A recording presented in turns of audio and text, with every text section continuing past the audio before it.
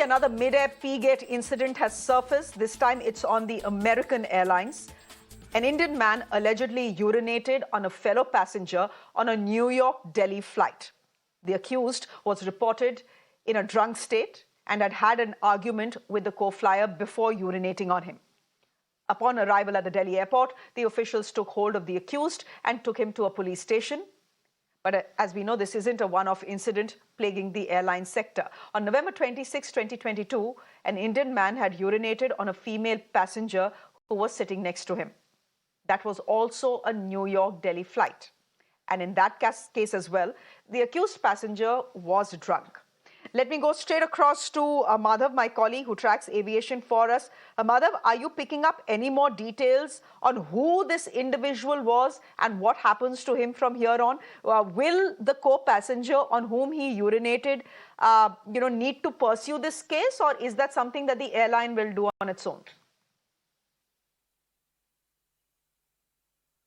Well, two or three aspects. One is that, there are a series of bizarre aspects to this latest incident of Peegate that has been reported, because we're seeing the fact that this passenger, while he was in an inebriated condition, got into a fight and then urinated on the co-passenger. However, what the police is saying is that since he was handed over to the authorities by the airline, they have on that basis registered a case on non-cognizable sections. In this particular case, of course, the fact that there is no formal complaint by the person who is the victim would make it very difficult for cognizable sections to be filed against this particular individual. They have initiated action, but since there's no corroborating evidence or complaint given by the co-passengers regarding someone peeing on them, there is still no clarity on how seriously the police will be able to investigate this or how it will be able to take this case further. Perhaps the co-passengers may choose to, at a later point in time, decide to go ahead and file a case. But what really are the circumstances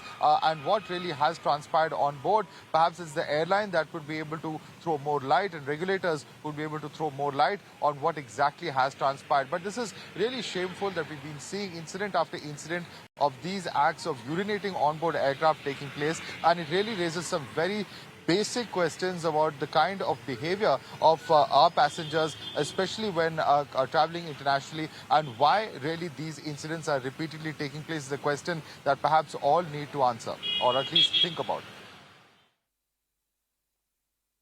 All right, we leave it there for the moment. Madhav, thank you very much for joining us with the details to that very shocking incident that is coming in. We are shocked, but are we surprised? No, we are not surprised because it's happened before. Thanks, Madhav. Good to have you on the top of the show. Now, let's shift our focus to our top lead this evening, which is coming from the state of Tamil Nadu. Income tax officials today swooped down on multiple locations in Tamil Nadu, conducting raids at properties of a real estate company called G Square. 50 locations were raided. In fact, in some places, the raids are still on. It's been about 13 hours. Now, on the face of it, it may seem like another flurry of raids, but there is a lot more than meets the eye. G Square that has been raided is a real estate firm. Now, this is a firm that was named by BJP Tamil Nadu chief Annamalai in what he calls the DMK files. Essentially documents that allegedly show how the DMK and its first family have amassed a wealth of 1.34 lakh crore rupees via corruption. Now, Mr. Annamalai has in response got a 500 crore defamation case slapped on him by the DMK, but he isn't stopping. Getting back to the story, here is where things get more interesting. 10 days after Mr. Annamalai released his so-called DMK files naming G Square, the IT department has swooped down on the firm, essentially following up on the allegations that the BJP has made. Obviously, the DMK is alleging this is nothing but misuse of agencies to fix political opponents.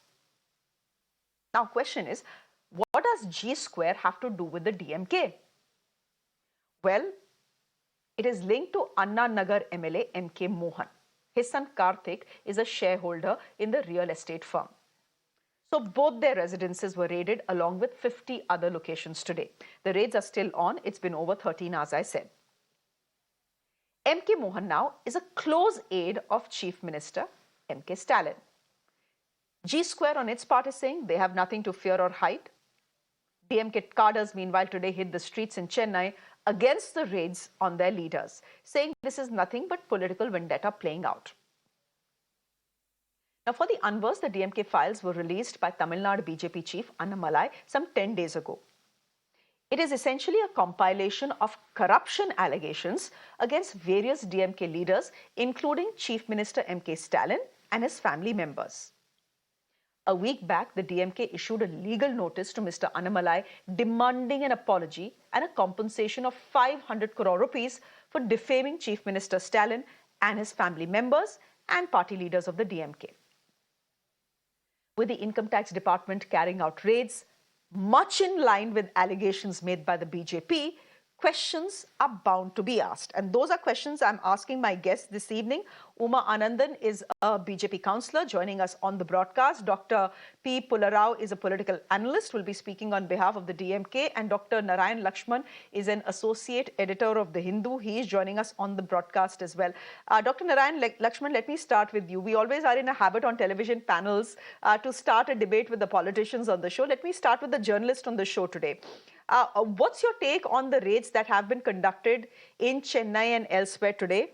The allegation is that the IT department is following the lead of the BJP, which goes on to prove that agencies are a puppet of the ruling dispensation.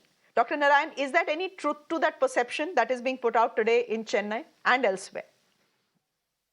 Well, Shreya, firstly, we must note that the IT department and indeed even the ED and others, they never reveal reasons for why they are conducting a specific raid. So in fairness to them, I think that is not an expectation. But the question that you correctly ask is, where has the sort of intel for this, or the allegations, or any actual numbers or data come? It is quite a remarkable coincidence, and I would put that in quotation marks, that Annamalai has just spoken about this and has been very vociferous, as you said correctly, over the last 10 days or more on the DMK files, as he calls them. And also, let's not forget, G Square was already raided once in 2019. The caveat obviously being that a raid is not any indication of guilt. A raid is but a starting point of an investigation. The unfortunate situation is that we don't often see these investigations panning out in a transparent or even rigorous manner where it leads to convictions necessarily. There are some that do and many that don't. And yes, again, you alluded to this. Many of them are situated in the political context where it is often opposition political party members who are targeted, or their associates, their companies. So I think the big context relates more to what is the BJP doing to gain attention before the all-important elections that are coming up next year. Uma Anandanji, the question to be asked is that if the IT department had something on G Square, they had, for example, proof about some wrongdoing or kickbacks or hawala or whatever, they could have raided this company anytime they wanted. They could have raided it 2 months ago. They could have raided it 3 months ago. They could have raided it 4 months ago. Why are these raids coming 10 days after the BJP chief in Tamil Nadu names this specific company? Now, people will put 2 and 2 together and say this is 5, this is political vendetta, this is targeting of the opposition. The BJP launches a campaign and, they are the advance party, and following them then are agencies who will complete that agenda.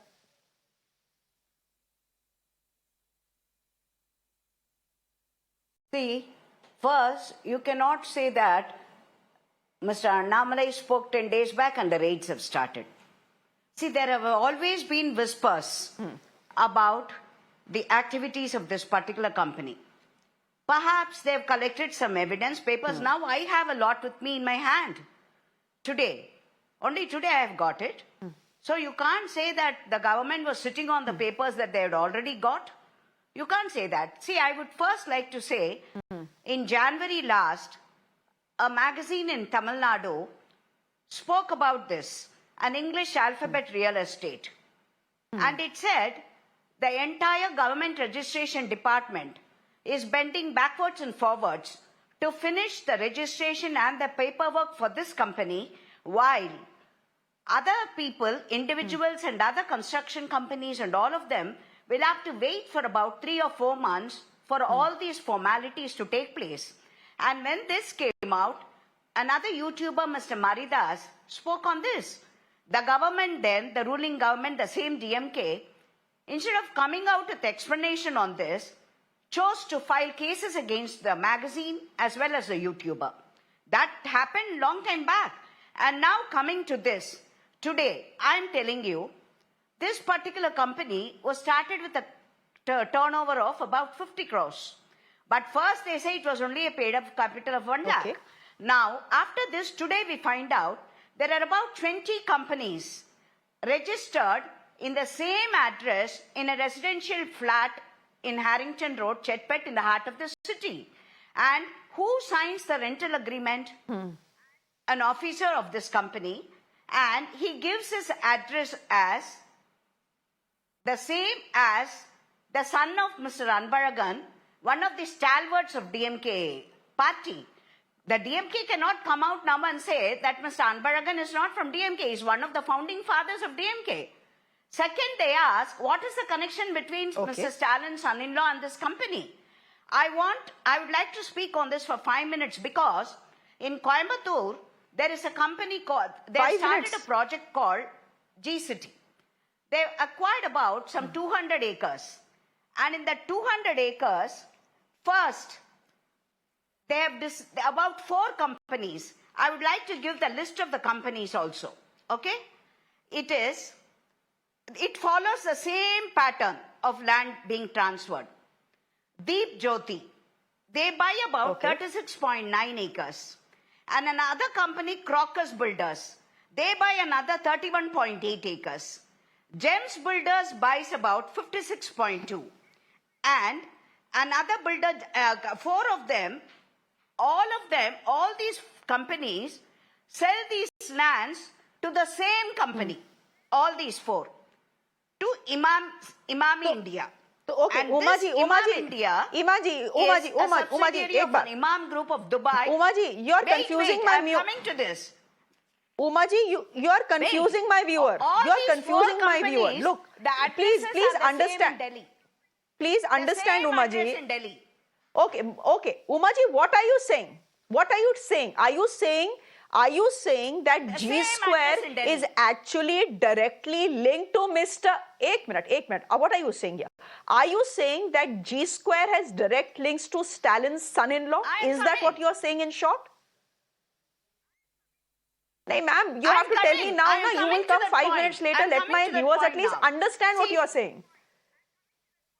No. See, 2 things. You all know that Mr. Stalin went to Dubai. And there was uproar even that time. And there he has met the Dubai-based Imam Property Group. And this particular Imam Property is embroiled in all sorts of scams, foreign exchange, Farah violence, everything. And Mr. Stalin was in deep conversation with the chief of that group in Dubai, and the photo leaked out. And now I would like to ask, coming to the connection between Stalin's family and this, there are 3 subsidiaries of this G-Square companies. Okay, I would like to say the list out of that also. The 3 people, Ramajayam runs another company called Lotus Horizon, in which there is another director called Prashant Reddy, who is another real estate mega businessman of Telangana.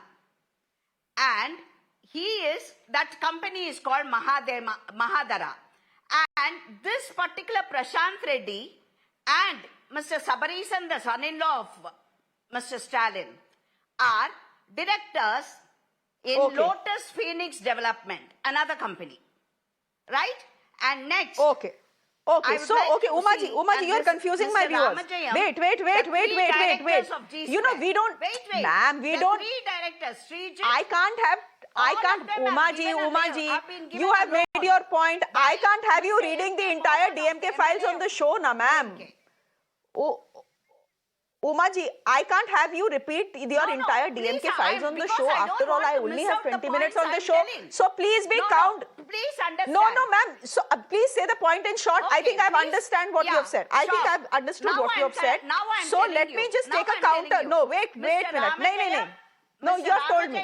Now you have told me. And another director called Srikala. All of them have received loans from Mr. M.K. Mohan, the sitting MLA, whose house was raided today. In his own election affidavit, Mr. M.K. Mohan talks about the amount given to these Dr. R.P. people as Pullarao, loans. please come in here. Right? Ma'am, connect the dots. ma'am, you've made your point. You can't take, ma'am, but you can't take. Okay, I will connect the dots, but you can't take 7 minutes to make a point. So the point that you have made, and I'm simplifying this for our viewer, is you are saying that the raids have happened. The raids have happened because they needed to happen, because there is enough evidence that the IT has of wrongdoing as far as G Square is concerned, which is directly linked to a DMK MLA. And this G Square is not just linked to the MLA; it is also linked to Mr. Stalin's son-in-law. That is what you're saying. That, in short, is what you're saying. Acha, theek hai, but that in short is what you're trying to say. Dr. Pullarao, please come in here.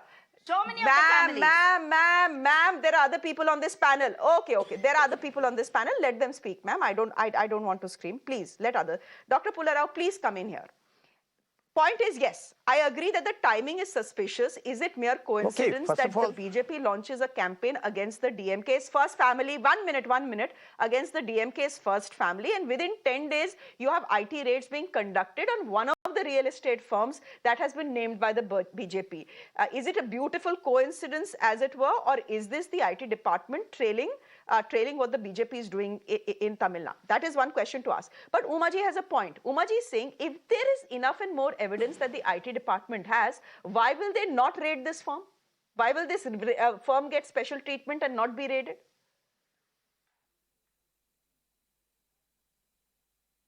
Okay, straight away I'll tell you, the coincidence is not a coincidence. Anybody with any common sense, even a low IQ, will say it's not a coincidence. How can it be a coincidence? It is deliberate, and it was insensitively done. You see, to say that today, Mr. Annamalai has done good work, he has done research, immediately within 10 days, the income tax department goes after somebody. Why didn't the income tax department do something 1 month ago, 2 months ago, 3 months ago? All these so-called allegations of Mrs. Anandan did not come up in the last 10 days. They were going on if there was something wrong. So, it looks too much of a contorted kind of way of saying it's a coincidence. It's not a coincidence, and it's very sad. There should be sensitivity when you do this. Second point is, there's no other real estate company in Tamil Nadu which is doing such things, or this is the only company. Who else has been raided? Nobody has been raided with this kind of thing. So there's only one company in Tamil Nadu which is doing a wrong thing. Who will believe that? The third thing is, everybody has a right to do business in this country. Mrs. Anandan has given a laborious and labored list. That director, this company. That's all allowed under the law. That's all allowed under the law. Nowhere does the law say you can't have 50 companies in one room, board. You know very well, this is a system all across the world. In New Hampshire, USA, 1,000 companies use the same address. So this is all, trying to point out something is wrong. There may be something wrong, but is this the way to go about it? You identify, you isolate somebody, and then go after them. This reduces the credibility of the income tax department completely. There has to be better explanation for why they are doing it now. Why they didn't do it 1 month ago, 2 months ago. Please keep your answer short. Okay. Miss Anandan, please keep your answer short. Let me ask you a counter question. Please keep your answer short, but tell me this. The opposition parties in this class. Ma'am, wait. Opposition parties in this country. Ma'am, you are not the anchor of the show.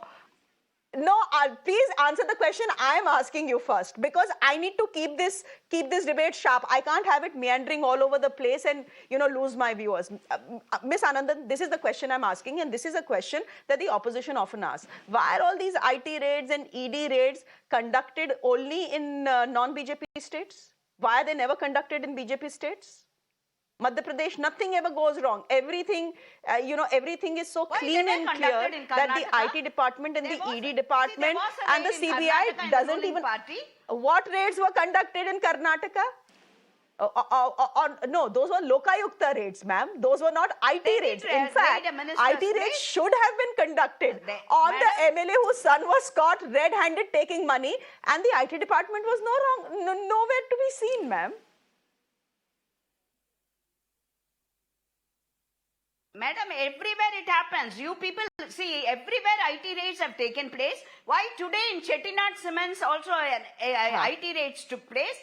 And now I would like to ask why alone? Because there has been a phenomenal growth of this company, which was running at a loss. But once the DMK came to power, their turnover with the company which showed a loss of 8 crores and 6 crores in continuous years, in a span as soon as the DMK came to power in 2021, the profits of this party, the turnover goes to 4,000 crores, and again the projection goes to 8,000 crores. Okay.